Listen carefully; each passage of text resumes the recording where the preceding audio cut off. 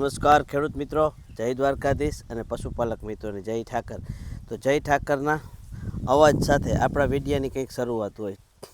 તો મિત્રો, ઘણા દિવસ થઈ ગયા છે, થોડીક તબિયત લથડી ગઈ હતી એટલે વિડીયો નહોતા બનાવી શકતા, કેમ કે ઉધરસ થઈ ગઈ હતી.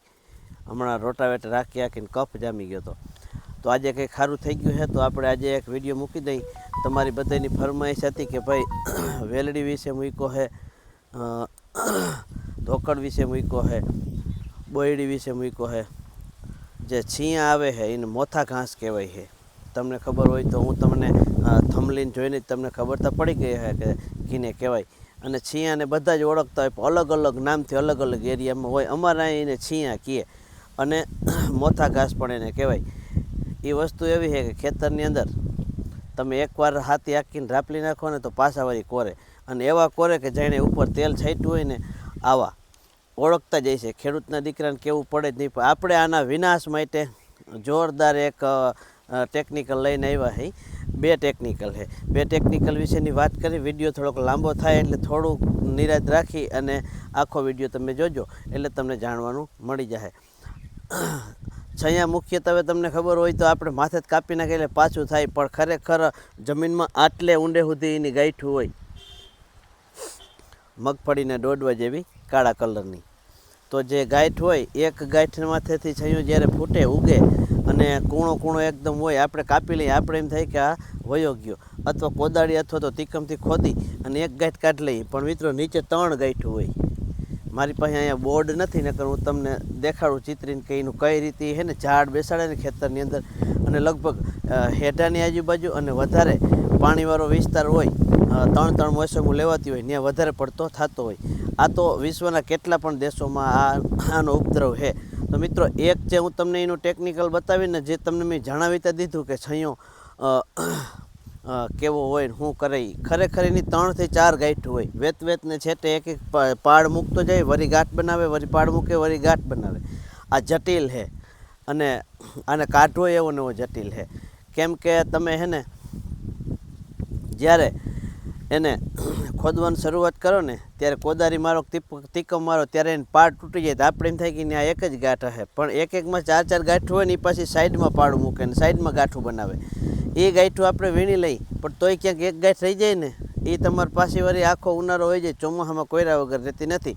તો આ તમને જણાવી તો દીધું, આવું જટિલ છે અને કાઢવું પણ એટલું જ અઘરું લાગીએ.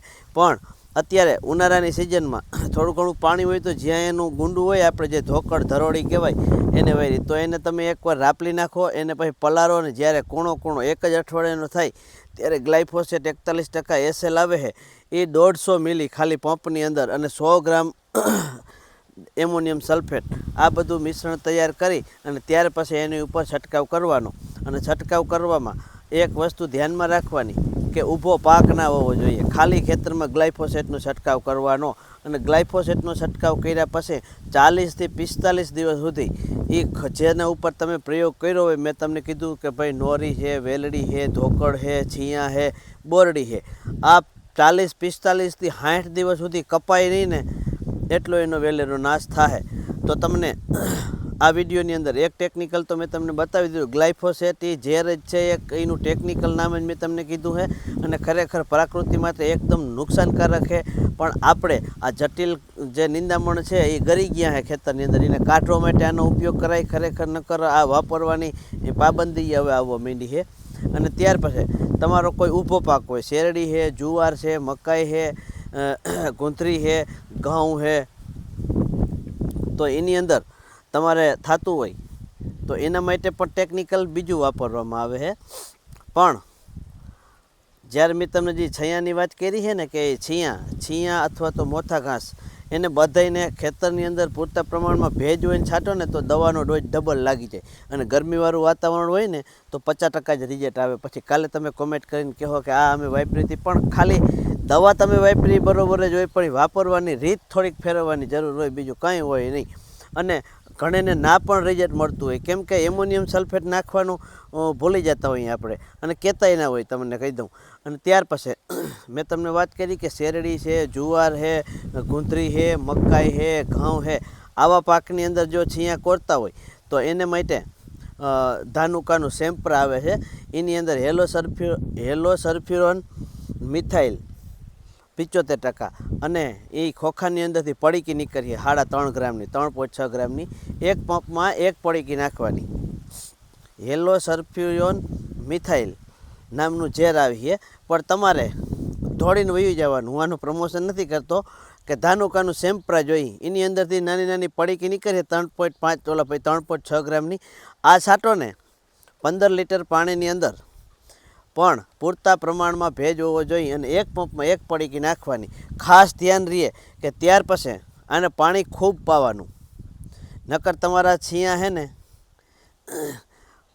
પાછા કોરીએ. અને અત્યારે તમે એનો પ્રયોગ કર્યો તો ચોમાસાની અંદર માંડવી પણ એમાં ઉગવામાં કેવરાવીએ. આ એક ખાસ ધ્યાન રાખજો કે એને ફૂલ પાણી જડે એમ હોય ને એવા જ પાકની અંદર તમે આ સેમ્પરાનો ઉપયોગ કરજો. તો સેમ્પરાનું જે છે મેં તમને વાત કરી છે એ છાંટવી હોય તમારે તો એ છયાને એકને જ મારીએ, અથવા તો કોઈ પણ એની અંદર એવા જટિલ નિંદામણો હોય એનો પણ નાશ કરીએ.